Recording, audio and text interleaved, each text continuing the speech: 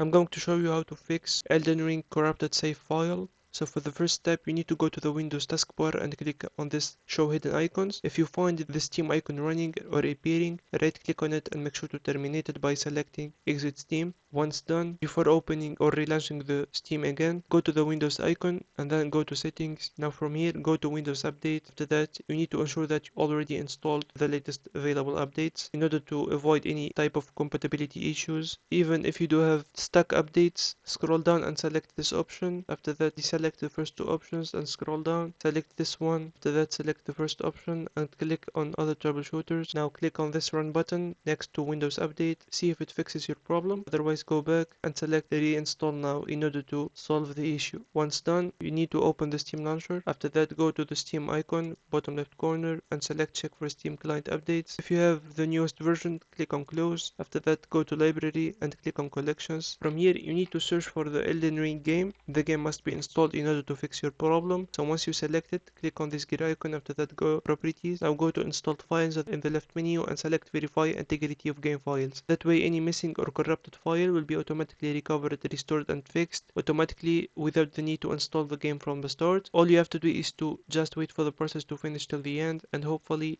the issue is fixed. If you do find this video is helpful, make sure to like and subscribe, and see you on the next one.